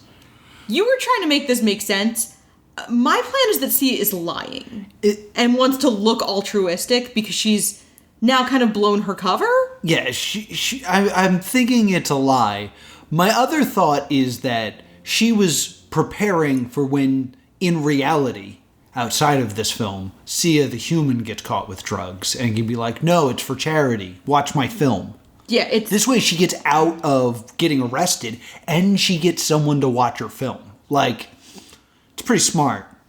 Also, I didn't know Sia is painfully Australian. Is she? Did you hear her voice? Yeah, she's Australian. In this, like, I had no idea how Australian she was. I'm gonna be honest. I could have totally bought the accent was an affectation. So, I just looked it up. She is Australian. Well, in this film, if nothing else, she was painfully She's Australian. also, she's credited as Pop Stars Without Borders. Oh, Jesus. Oh, what the hell is this scene? Is my next note. Well, you and I both make the exact same connection in that this scene reminds us of The Fanatic, This is the scene from The Fanatic where out of nowhere they're like, yo, you like Limp Bizkit? And then they just listen to Limp Bizkit because Fred Durst directed the film. So it's just like, hey, Sia's here. Sia's here, how wonderful. She's the best. Oh. So we're done with the film by this point. Just so you know, we are super checked out at this point. Yeah, and then like, music goes into the rack. There's a musical number where she tries on clothes for no reason. For no reason. Like, I don't know what she's experiencing in reality that is showing up as this dream sequence. But... And like, we're using the term dream sequence because we're not equipped with a better term. Because it's never made clear what these are. Yeah, because we have no idea what's happening. And we are trying our best. And the fact that they're not just with music makes these not make a lot of sense. Mm-hmm. Anywho. So then we see Zoo meet with Rudy, because Rudy, now she wants to get a lot of drugs to sell to Sia. Yeah, a lot of drugs for Sia. And Rudy is like, I have a new organizational system. Like, Rudy's just like in his own world. Rudy actually, like, Zoo asked for 500 pills of something. Yeah. And Rudy, almost crying, says, I know that you're playing me, but if you're thinking about leaving town or skipping out on me in any way, don't. Yeah. And this is the closest he gets to, like, a threat. Mm-hmm. But the threat is almost like, you'll break my heart. Yeah, like everyone needs a drug dealer as chill as Sonic the Hedgehog. Yeah, like he's a weirdly like kind, cuddly drug dealer. Mm-hmm. He never threatens violence. He never threatens music. Because like immediately after that, he was like, "Did you say my shirt is cool?" And Zoo's like, "What?" And he's like, "This outfit, it's new. I thought you said it was cool. Is it cool?" And like kind of goads her into saying his outfit is cool in like this weird comedic scene that shows up out of nowhere. I can only deduce that Benjamin Schwartz, like Tig Notaro, was never given a real script for this film. Yeah. So, then, like, she gets the drugs, and we see, like, Ebo and Zoo kind of, like, both bottoming out. Because Ebo is, like, out of the medication. We see him just kind of, like, flipping around a bottle that's empty. And Zoo is late, and George is like, hey, come get music. Like, I have to do other things today. Yeah. And Zoo's like, I just need to do one more thing. Yeah. But George declines, and she has to now take music with her. And they go to the park. And in the previous time they were in the park, music got a rainbow snow cone. Mm-hmm. So now she wants another rainbow snow cone. Yeah. And in the time it takes Zoo to get her wallet out to pay for a snow cone, music's on the ground grabbing gum off the bottom of a bench. Yeah, and just starts chewing it, which is something we've never seen her do before. And it's just, I don't know how to feel. It's unnecessarily unpleasant. Yeah. And she's like, spit it out, spit it out. So she spits it out, and then a bee lands on her hand. Yeah. And, oh my God. The moment the bee lands on her hand, it's like when the nail sticks up in A Quiet Place. Mm-hmm. You're like, oh, you know exactly what's going to happen. We just have to wait for it now. Yeah. Ugh. She squeezes the bee stings her. You get like strobe flash because she's being overstimulated. And then Zoo panics. And somebody goes, is she allergic? And Zoo goes, I don't know. Which is maddening if you tell me that it was in the note from earlier. Yeah, it's in the book that Millie left her. It's so frustrating. And then, like, Zoo carries music into the ER screaming, like, terrified. And Zoo didn't grab her bag. Yeah. Zoo left her bag full of drugs. Yes. And we also then cut to Felix having a boxing match. Yes. Because Felix still exists. I know this is stupid, but man, do I want to talk about this scene. Please do, because I have no notes. Okay, so Felix is like, he's got gloves on his hands, and he's going to have his first boxing match. And his parents are there, like, cheering him on. And Ebo's like, listen, I know you don't want to be here, but I'm very proud of you for being here and doing this and showing up. Which I was like, that's awesome. That's awesome coaching right now. And then he's like, all right, Just, don't let him get inside. He can't hit you if he can't reach you. All right? Let's do this. And then, despite the fact that it is a boxing gym, they don't own a bell. Yeah. So they hit a glass with a pencil. I was like, really? Like, that's one of the first things you buy is a bell. But whatever. So this kid who's like definitely not in the same weight class as Felix comes out and he puts his gloves out to like touch gloves at the beginning. Yeah, like sportsmanship. And Felix puts his arms out. Mm-hmm. And I'm like, oh, he's just going to get knocked out. Yeah. But then he hugs him. And I was like, oh, it's a hug instead of like touching gloves. I guess that's fine. Mm-hmm. Cut to the dad being like, don't hug him, hit him. Cut back to the ring. And it's not long, but the opponent Felix is fighting hugs him back and starts to cry.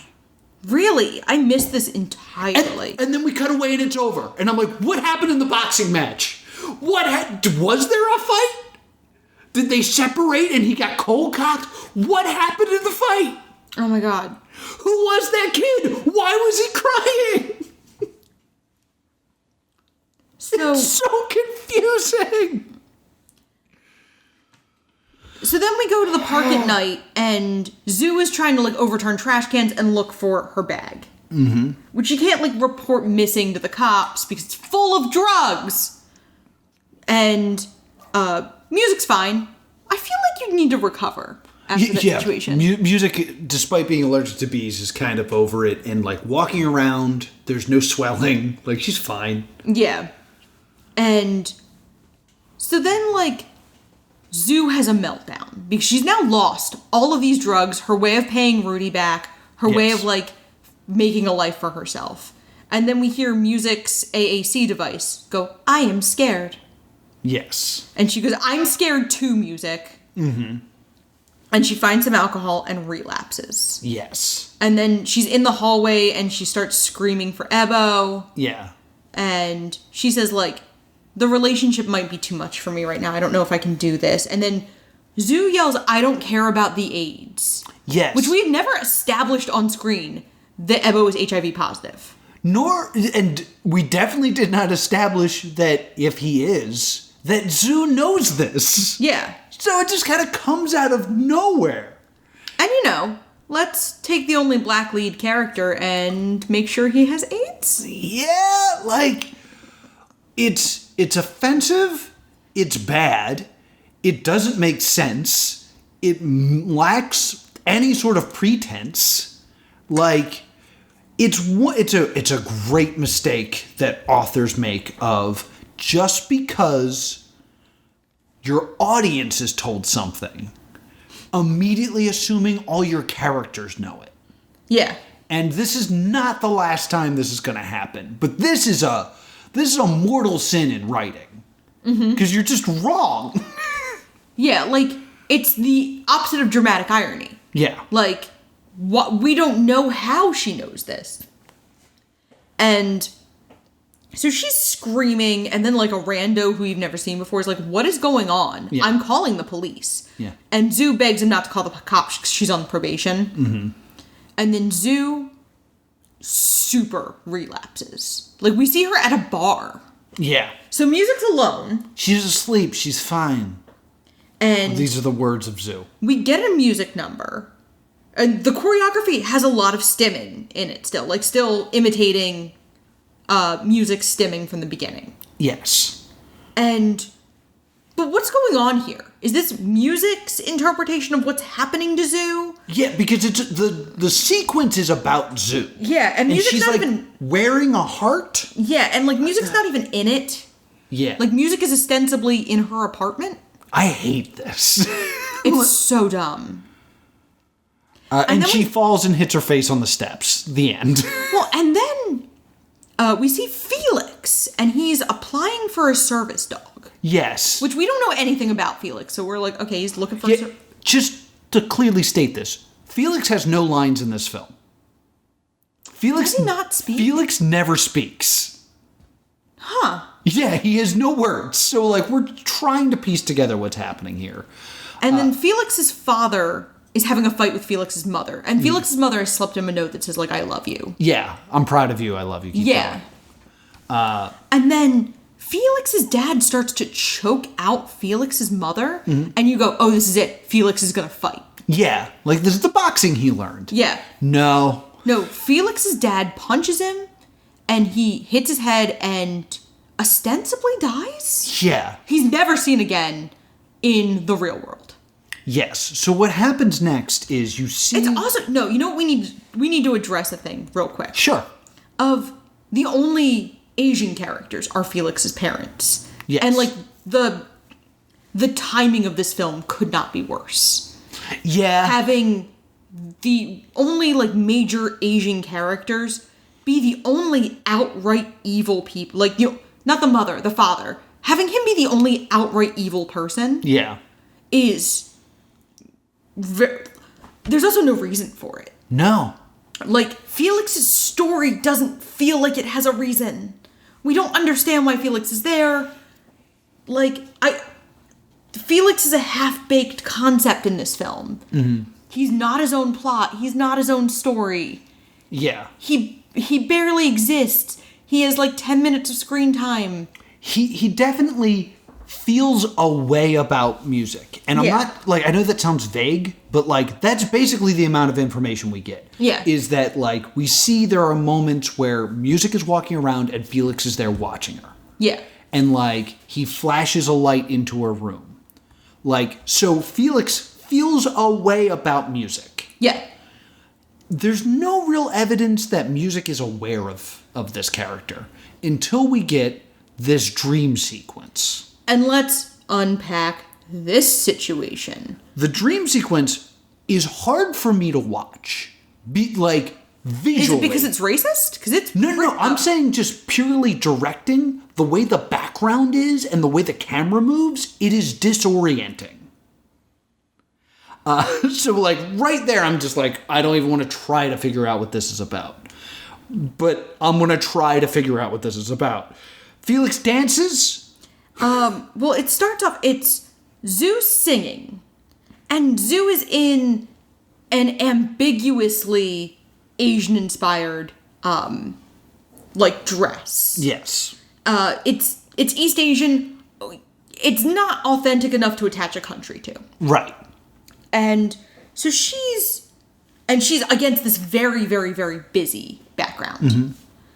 And so she's singing, and Felix approaches and begins to dance with music. And then first, music kind of dances in the way music has been dancing, in this very, like, stimming-inspired choreography. And then it becomes a fairy tale waltz for no reason. Yes. And then Felix vanishes, and a man drives by on, like, a bicycle with, like, a basket at the back for people. Mm-hmm. And Felix and Millie are both on the bicycle. And Felix is also in, like, strange makeup, like he has red cheeks for some reason. Yes. And Music's costume is also ambiguously East Asian. Yes. So it's like this weird cultural appropriation ahoy. Yeah, and then the bike goes into, like, a tunnel that's, like, bright.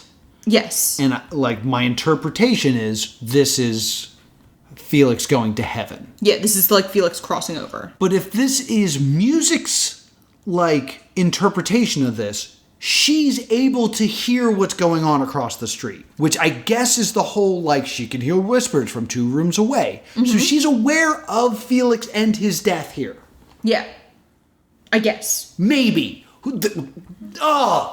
Like, the act of trying to make this film make sense is so frustrating.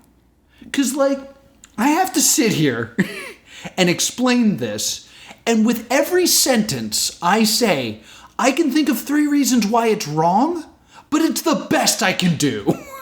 Yeah, and, like, there's so much wrong with it. That it's actually, it becomes very, very difficult to it's really, really, really hard to talk about this movie. Yeah. Because there's so much wrong with it. Like, there's so much where I'm just like, you're just gonna have to see it if you really like. It's so verbally hard to explain. You're just gonna have to see it. But for the love of God, don't watch this movie. Yeah, and like I read a review. I was reading a review by Hari Srinivasan, who is a nonverbal autistic person as well. Okay. And they're having a lot of difficulty with, like, this is a person who's a student at UC Berkeley, excelling, and like, here's the quote, "But I'm also a student at UC Berkeley, excelling in academics, and I get to do many things, including being a student journalist and part of research labs and advocacy. I teach a class in autism as a student instructor, which is a societal oxymoron, as teaching and non-speaking autistics are not thought possible together." So this is someone who is a nonverbal autistic person, like music, but I am able to, like, get this insight into their inner world. We never see music given the opportunity to use a computer. Yeah. That's not the AAC device. Yeah. It's really rough to, like, look at how this film plays everything as poorly as possible. Yeah, like, including a scene where it would show that there is some sort of relationship between music and Felix, even if it's just her looking and then looking away. The idea that Felix is a person that music would want to take a snapshot of, yeah, would do wonders for this. But instead, I'm left trying to interpret something that is taking place outside of reality and then trying to relate it to the reality of a film that no care has been taken into account on how information is gained. Yeah. Like, is so frustrating. Like, there's no care in this movie. There's no care. Let's get to the end of it. But, like, we don't really know how music knows Felix has passed away, and we've established music's routine. Why wouldn't we just have the next day music going about her routine and noticing Felix's absence? Yeah, I mean, I guess, because this was something that I was trying to, like, force into it. Part of the routine could be Felix flashing the flashlight. And there could be a moment, and they almost tried to do this, where she's in bed expecting the flash of the flashlight, and instead gets the flashing of the police cars. Yeah. That's not made super clear, and, like, I feel like even drawing that connection is giving Sia too much credit. We're desperate. we do this with a lot of movies, where we desperately try to claw in meaning. Mm-hmm.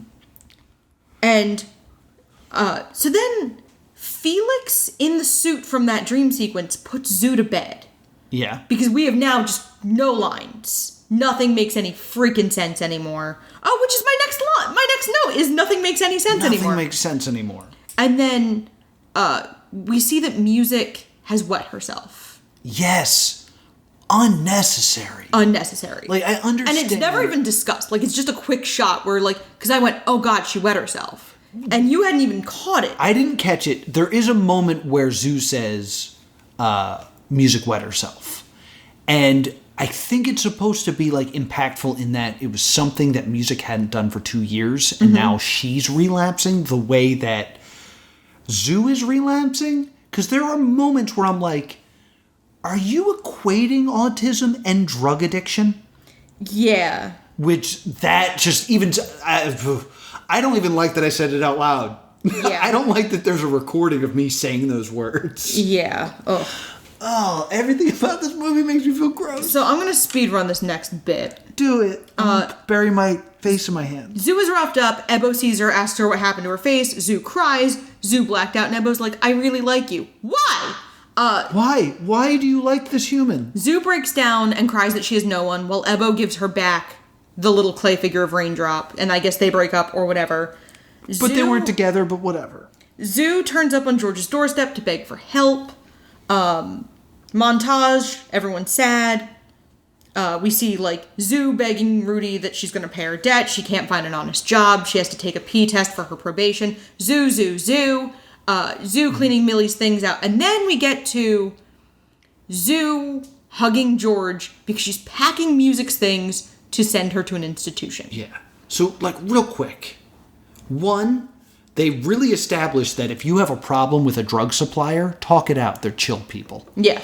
Two, we spent an hour and 30 minutes on this girl's downfall and failure that gets fixed in a montage. Yeah. So she decides to be a good person, and then she is. We don't need to see it. What are you doing? Well, no, she decides to try to get her life together, but that part of getting her life together is getting rid of music. Yes. And so then Zoo kind of like moves. She takes music to a facility. We don't know much about it. Yeah. And the person who runs the facility is like, we do the best we can. Yeah, we don't have a lot. But it's an underfunded facility. It's probably not somewhere... We don't get the impression that Millie had a lot of money. So, like, there's probably not a lot of money set aside for Music's care. Yeah. So Zoo is unpacking Music's things, and then Music uses her AAC and says, like, don't go, sit down now. And touches the figurine of Raindrop around Zoo's neck and says, sis, don't go. Like, the only time she's acknowledged her is sis. Yes. Even though Ebo has called her sister throughout. Mm-hmm. Because Ebo is essentially defining her through her relationship with music. Yeah. And then Zoo backs out. Zoo can't do it. Zoo takes Music and they leave. Yes. And where do they go? They run to the wedding. Yeah, they get there and Ebo is speaking at the wedding of his ex-wife and her husband, his brother. His brother. I love you both and want you to be happy. Love is complicated, yes? And then Zoo and Music show up and Zoo goes like, I quit my job and I'm sober and I have been sober since that night.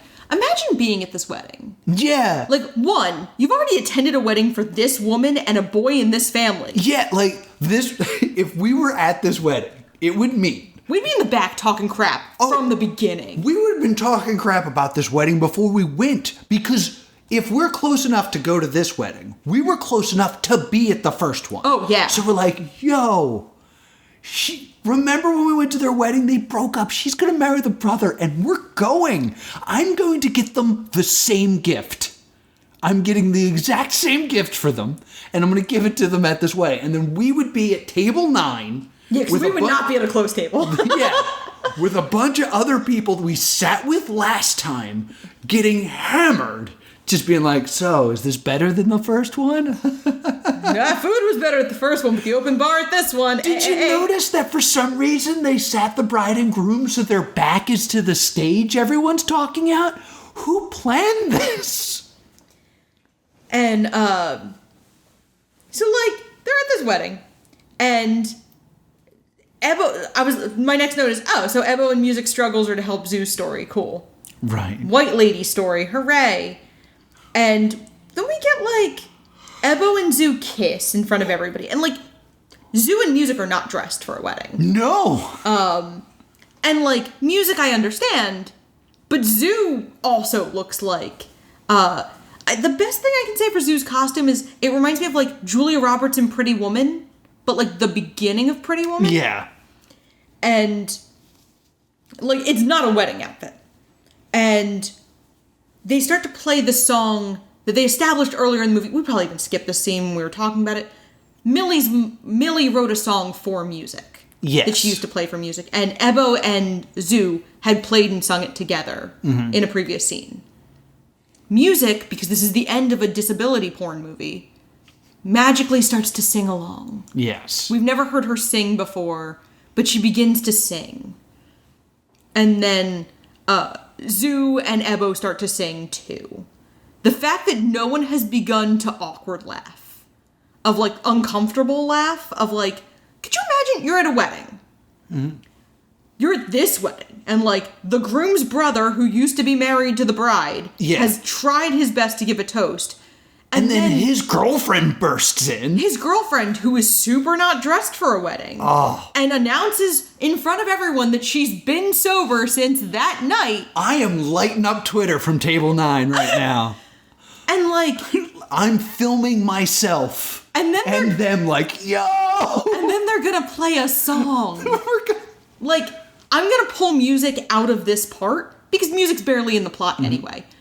But just that part of this, of like, and we're gonna play a song. Yeah. Like, it almost feels like music is in this scene so that Ebo and Zoo maintain the high ground morally. Like, yeah. That you can't say anything. Look, they have this disabled girl with them. Like, this is insanity. It's trash. And then we get, like, the standard, the new normal at the end of the movie of Zoo making music eggs, and she finally makes the eggs correctly. Yeah, she gives him the smiley face. And then we hear, like, ding dong, delivery from Music Gamble. Oh, God, I forgot this was the ending. And a service dog appears. We find out, like, the last thing Felix did in life was get Music a service dog. By the way, not how that works. Like, the dog would have to spend time with Music before being assigned to her. Yeah, also, like, when I'm guessing a therapy dog. Because it's not like a German Shepherd or anything like that. It's like a white poodly thing. Service dogs have a variety of jobs they do. We don't know enough about Music to know what this dog would do. Yeah. So, and then we get, like, this stupid rainbow dance sequence at the end. Rainbow dance sequence, whatever. But, like, in the minds of Ebo and Zoo, a dog has magically appeared. Yeah. Because they don't know anything about Felix. And, like, Zoo can barely feed herself and Music. Mm-hmm. Now they have to take care of another creature. Yeah. Like, oh, you guys just have a dog now. Someone's got to walk it. Someone's got to take care of it. How are you going to pay vet bills? Right? And then the movie ends. Yeah, thank God. Oh. And, like, just so you know, there's tons of stuff we missed. There's a part where he's singing in, like, a chalk outline box. Yeah. There's one where they're in, like, a spinning, like, they're on, like, a lazy Susan surrounded by, like, guitars. Mm-hmm. I don't know. Like, the stuff that didn't offend me confused me. And to be honest, they talk about Music suffering from, like, being easily overwhelmed sensory-wise. To the point where I was like, is that what is the intent of the musical numbers? To make the audience feel that way? Yes, let's actually talk about that. Because that was my thought, was if we're seeing things through the eyes of Music, they're making these sequences purposely overly stimulating because that's what she is dealing with. Yeah. I don't think this is successful in doing that. Oh, no. Because I think back to that Handicapped in the Classroom class I took. One of the first things we watched was we watched this video where they took a bunch of teachers and they put them in a classroom and they're like, you're going to experience class as a learning disabled person. Okay. And they were like, is that okay? Everybody understand what's about to happen? It's like, okay, a teacher's going to come in. The teacher comes in and just starts talking at like a rapid pace, like an unbelievably fast pace. And no one gets to raise their hand. They're just picking people. He would do a thing where he would put like an equation on the board, like a simple math problem. Yeah. But then he would turn to one of the students in this scenario and ask them a different math problem. Mm-hmm.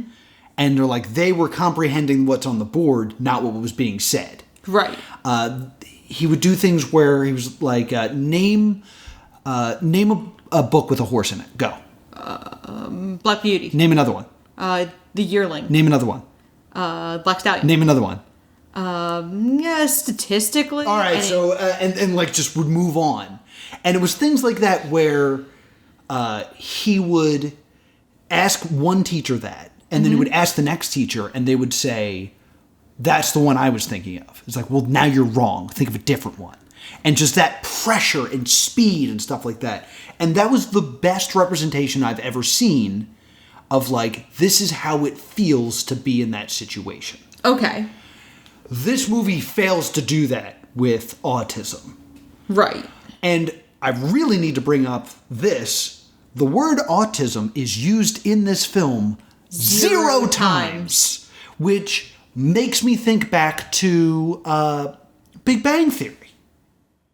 Where, like, Sheldon wasn't autistic. He's just different. Yeah. Like, if you're going to try to educate us about the thing, you got to name the thing. Yeah. Like, it's almost like in a zombie movie how they don't use the word zombie. Yeah. It's like, say it. Yeah. So frustrating. So, we've got to talk about Sia. Yes, let's. Her behavior during the production and marketing of this movie is, I'm comfortable with the term despicable. Yeah. She essentially, she got a lot of feedback, all negative, about casting Maddie Ziegler, who she's worked with intensely before. Okay. As an autistic character. Because Maddie Ziegler is neurotypical. Mm-hmm. And, like, it's very hard to teach a neurotypical person to convincingly emulate autistic stimming without looking as offensive as she does. Yes. And Sia tries to claim they had cast a nonverbal autistic person initially. Mm-hmm. There's no record of this. But the experience was bad for her. So they went and cast Maddie Ziegler instead. Yes. So, what I want to say about that is, one, there is no way you could take an autistic person and put them in the situations of those dream sequences. Yeah. Because they're flashing lights, there's so much movement, it's like, it's overwhelming as, it's meant to overwhelm an audience of hundreds that would watch this in a theater. Yeah. Like, being in that room would give me a panic attack. Yeah.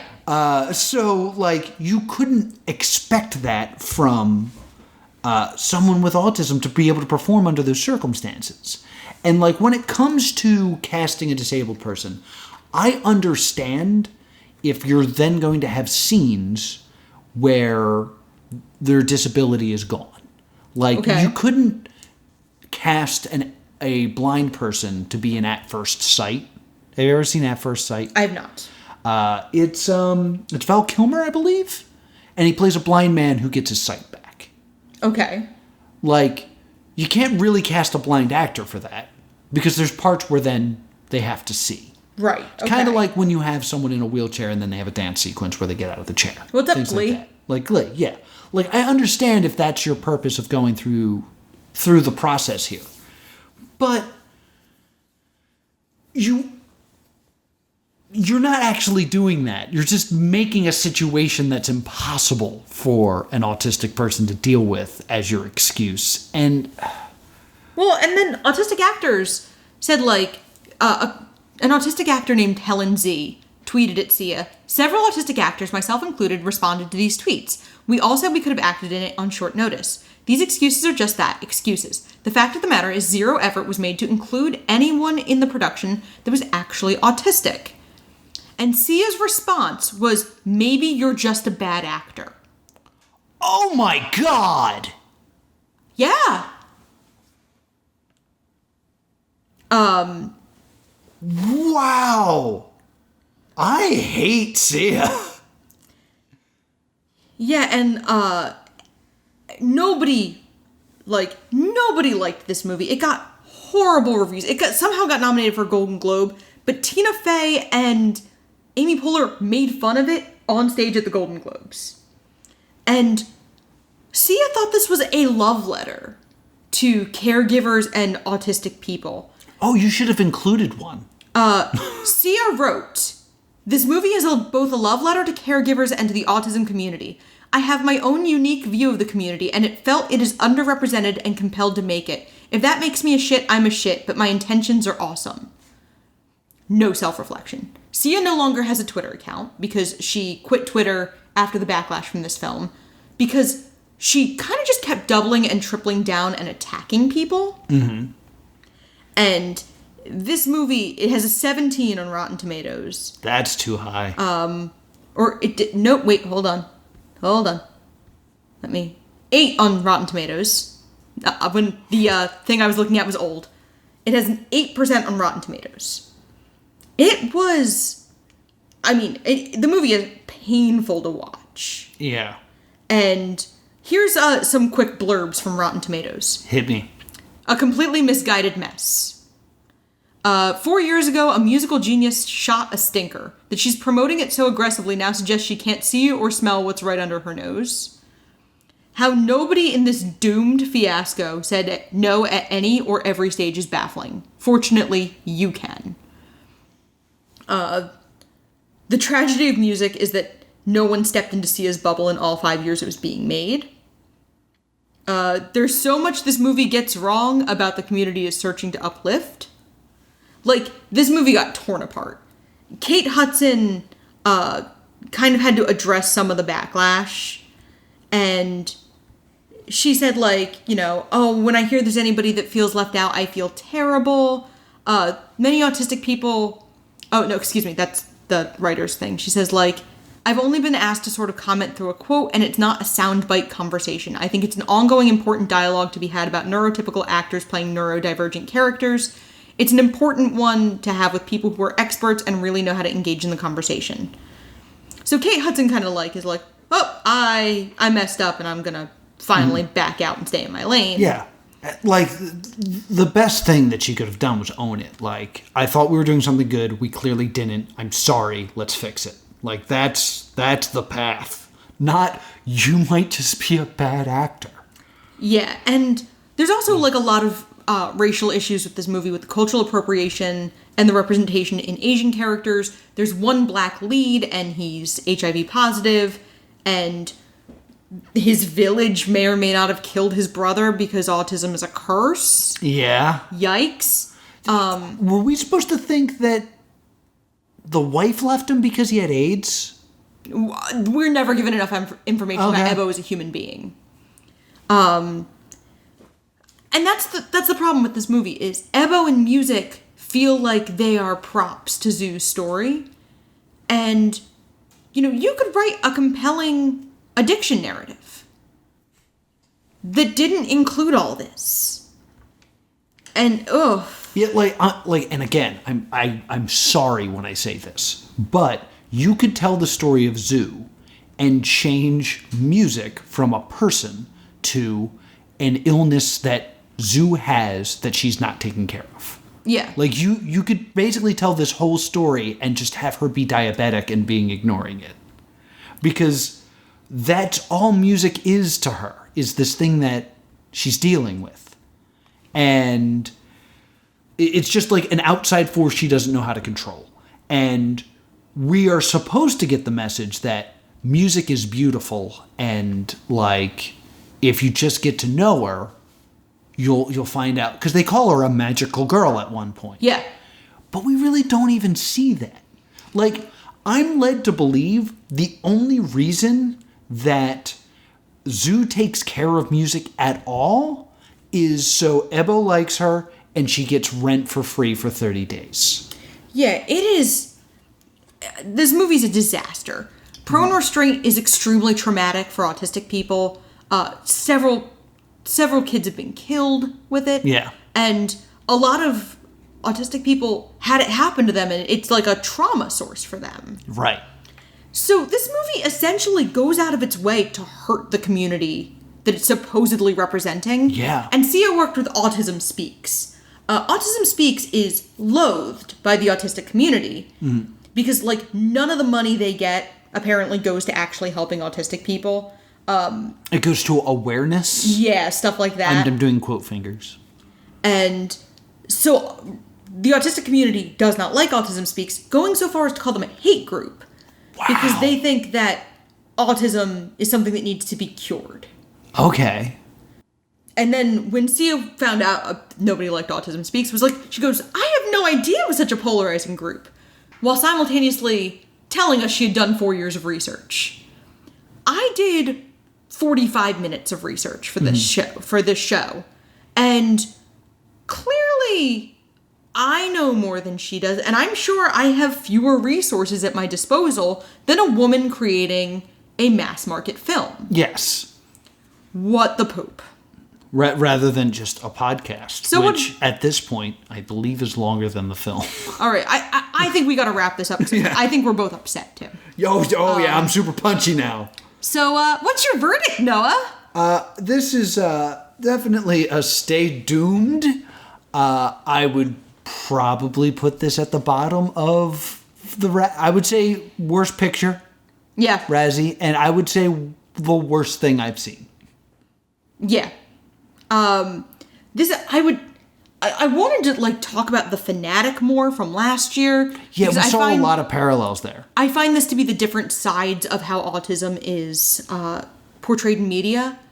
Autism in particularly adult men is either essentially a superpower or it makes them dangerous. Yes. In The Fanatic, it makes him dangerous.